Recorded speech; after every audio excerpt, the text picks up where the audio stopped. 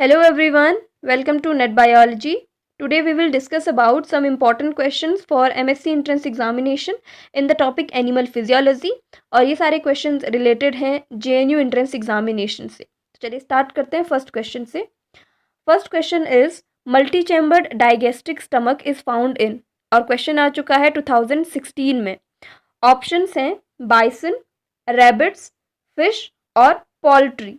इनमें से किस में? पोल्ट्री में सारे फॉल्स वगैरह आते हैं, ठीक है। बाइसन जो है एक रूमिनेंट है, रैबिट्स मैमल है, फिश पाइसेस ग्रुप से बिलोंग करता है और पोल्ट्री में जितने भी फाउल्स आते हैं वो बर्ड्स के ग्रुप से, मतलब एव्स वाले ग्रुप में इस ग्रुप से रिलेटेड होते हैं। अगर मल्टी चैम्बर्ड स्ट्रक्चर की बात करें तो इन चारों में से बाइसन जो है वो रूमिनेंट्स हैं, रूमिनेंट मैमल्स हैं और इनमें 4 चैम्बर्ड स्ट्रक्चर मिलता है स्टमक में। अगर हम बात करें ह्यूमंस के केस की तो वो मोनोगैस्ट्रिक होता है। मोनोगैस्ट्रिक का मतलब है जिसमें केवल एक चैम्बर प्रेजेंट हो। बाइसन की अगर हम बात करें, जो रूमिनेंट्स मैमल्स होते हैं लाइक कैटल, गोट, शीप, काव, बफेलो, ये सारे एग्जाम्पल किसके हैं? बाइसन भी इसमें एग्जाम्पल है किसका? रूमिनेंट मैमल का। और ये कंटेन करते हैं 4 चैम्बर्ड स्टमक। 4 चैम्बर इसमें मिलते हैं स्टमक के, मतलब मल्टी चैम्बर्ड। और इन 4 चैम्बर के नाम क्या क्या हैं? रूमिन, रेटिकुलम, ओमेसम एंड एबोमेसम। ये 4 चैम्बर मिलते हैं रूमिनेंट्स में और रूमिनेंट्स में बाइसन जो है ये इसका एग्जाम्पल है। अगर यहाँ पे कोई और एग्जाम्पल दिया गया होता तो भी मल्टी चैम्बर्ड स्टमक किस में मिलता? रूमिनेंट्स में। तो जो भी रूमिनेंट्स होंगी उनमें मल्टी चैम्बर्ड स्ट्रक्चर मिलता है स्टमक का, इसलिए कौन सा ऑप्शन यहाँ पे करेक्ट होगा? बाइसन, जो एक रूमिनेंट मैमल है। इनमें मल्टी चैम्बर्ड स्ट्रक्चर मिलता है, मल्टी चैम्बर्ड स्टमक मिलता है, ठीक है। नेक्स्ट क्वेश्चन है the source of energy mostly used by the spermatozoa in the seminal fluid is. और ये क्वेश्चन आ चुका है 2017 में। ऑप्शंस हैं sucralose, fructose, mannose and glucose. Question क्या है? मेन एनर्जी सोर्स क्या है किसके लिए? एनर्जी सोर्स है स्पर्मेटोजोआ के मूवमेंट के लिए। स्पर्मेटोजोआ कहाँ प्रेजेंट है?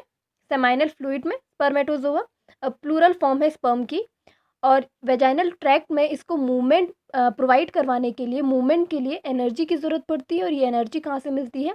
सेमाइनल फ्लूइड से। ये जो एनर्जी का सोर्स है, इनमें से क्या वो एनर्जी का सोर्स है, मेन एनर्जी का सोर्स? अगर हम बात करें सेमाइनल फ्लूइड की, seminal fluid contains fructose as the main energy source for the sperm. Fructose is produced by seminal vesicles और ये फ्रक्टोज सेमाइनल वेसिकल से प्रोड्यूस होता है, मोनोसेकेराइड है। ऐसे ही ग्लूकोज जो है ये भी मोनोसेकेराइड है और स्पर्म के थ्रू ग्लूकोज का भी यूज़ किया जाता है कभी, लेकिन मेनली जो एनर्जी का सोर्स होता है वो क्या है? फ्रक्टोज है, ठीक है। मेनली ये फ्रक्टोज को यूज़ करते हैं एनर्जी के सोर्स के लिए। बाकी ग्लूकोज भी एनर्जी का सोर्स है स्पर्मेटोजोआ के मूवमेंट के लिए। मेन क्या है? फ्रक्टोज। तो यहाँ पे ऑप्शन कौन सा करेक्ट होगा? सेकंड वाला, fructose is the right answer. Next question is in higher animals which one of the following vasculature would constitute the largest cumulative cross sectional area. कौन सा ऐसा वेस्कुलेचर और जो वेसल्स हैं जिनका जो क्यूमुलेटिव और the total cross section area सबसे ज़्यादा होता है इन सारे ऑप्शंस में से? ऑप्शंस क्या है? Arteries, arterioles, capillaries and veins. इनमें से किसका cross sectional area, total cross sectional area सबसे ज़्यादा होता है? टोटल की बात कर रहा है, किसी एक की नहीं कर रहा है, ठीक है। तो अगर इसके एक्सप्लेनेशन की बात करें, the total cross sectional area is inversely proportional to velocity of blood flow. Blood flow की वेलोसिटी के इन्वर्सली प्रोपोर्शनल है क्या? Cross sectional area, total cross sectional area. पहला एक्सप्लेनेशन तो इसका ये है। और जो स्लोएस्ट होता है ब्लड फ्लो वो होता है किसमें? कैपिलरीज में। मतलब इन्वर्सली प्रोपोर्शनल का मीनिंग है यहाँ पे जो टोटल क्रॉस सेक्शनल एरिया है, जो टोटल क्रॉस सेक्शनल एरिया, ठीक है, केवल एक का क्रॉस सेक्शन या क्रॉस सेक्शन एरिया नहीं, टोटल क्रॉस सेक्शन जो एरिया है वो इंक्रीज होगा अगर ब्लड फ्लो क्या है? डिक्रीज है, या ब्लड फ्लो उसकी वेलोसिटी जो है वो कम है। अगर वेलोसिटी कम है तो क्रॉस सेक्शनल एरिया इंक्रीज होगा, टोटल क्रॉस सेक्शनल एरिया। और अगर ब्लड फ्लो ज़्यादा है तो क्रॉस सेक्शनल एरिया कम होगा। इन केस ऑफ कैपिलरीज यहाँ पे ब्लड फ्लो सबसे स्लो होता है। कैपिलरीज में गैसेस का एक्सचेंज न्यूट्रिएंट्स का एक्सचेंज, ये सब होता है। इसलिए ब्लड फ्लो जो होता है कैपिलरीज में सबसे कम है, सबसे ज़्यादा आर्टरीज में होता है। उसके बाद आर्टीरियोल्स, वेन्स और वेन्यूज़, इनमें से सबसे कम होता है कैपिलरीज में। तो कैपिलरीज का cross sectional area, total cross sectional area सबसे ज़्यादा होना चाहिए। ऐसे ही अगर दूसरे की बात करें, दूसरा पॉइंट क्या कहता है, the total cross sectional area of all the capillaries added together it will become greater than other vessels because there are so many capillaries. Arteries, arterioles, veins and venules के ज़्यादा कैपिलरीज के number हैं, quantity है body में। और अगर capillaries के सबके क्रॉस सेक्शनल एरिया को जोड़ दिया जाए तो वो सबसे ज़्यादा निकल के आएगा। और हमको टोटल और क्यूमुलेटिव पूछ रहा है, तो सबसे ज़्यादा किसका होना चाहिए, कैपिलरीज का होना चाहिए। तो यहाँ पे ऑप्शन कौन सा करेक्ट होगा, capillaries. Capillaries have the largest cumulative cross sectional area. Third option एकदम करेक्ट है। नेक्स्ट क्वेश्चन है, the physiologist define the term homeostasis as. Question आ चुका है 2018 में। होम्योस्टेसिस जो टर्म है, इसकी डेफिनेशन हमको पूछी गई है, किस तरीके से इसको डिफाइन किया गया है, इसको पूछा गया है। ऑप्शन है, a condition of an equilibrium, maintenance of nearly constant conditions in the internal environment, a machinery for transporting ions through the cell membrane to maintain the ionic concentration differences between the extracellular and intracellular fluid, crosstalk between the extracellular and intracellular fluid। Homeostasis की correct definition क्या है? अगर homeostasis की हम बात करें definition की, तो homeostasis is a physiological process by which the constant internal environment is maintain. हमारा इंटरनल इन्वायरमेंट जो मेंटेन रहता है वो किसकी वजह से रहता है, होम्योस्टेसिस की वजह से।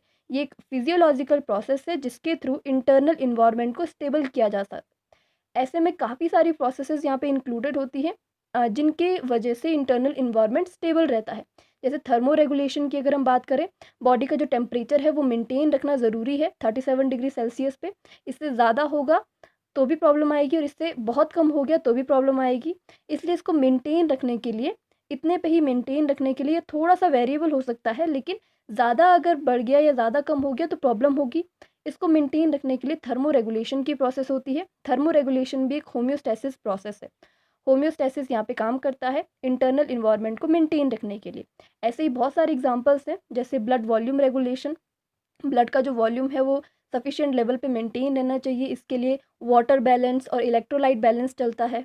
ऐसे ही ब्लड प्रेशर जो है वो भी मेंटेन रहना चाहिए। ऐसे बहुत सारी चीज़ें हैं, जैसे ब्लड में ग्लूकोज की कंसनट्रेशन मेंटेन रहनी चाहिए, osmo regulation, osmotic pressure maintain रहना चाहिए बॉडी में। ऐसे ही सारी प्रोसेसेस जो हैं ये क्या करती है, इंटरनल इन्वायरमेंट को स्टेबल बनाए रखने। और ये जो इंटरनल इन्वायरमेंट है ये स्टेबल बने रहना ज़रूरी है।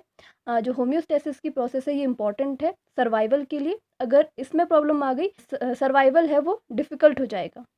ठीक है, तो ये इम्पॉर्टेंट है।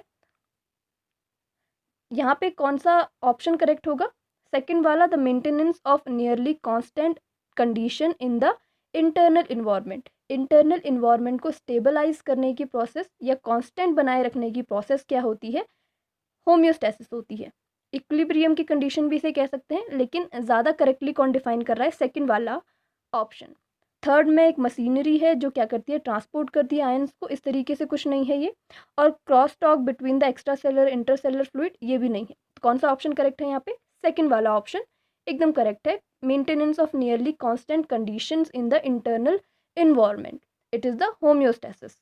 ठीक है, तो ये थे कुछ important questions related to MSc entrance examination. आगे हम कुछ और क्वेश्चंस के साथ बात करेंगे। Thank you so much.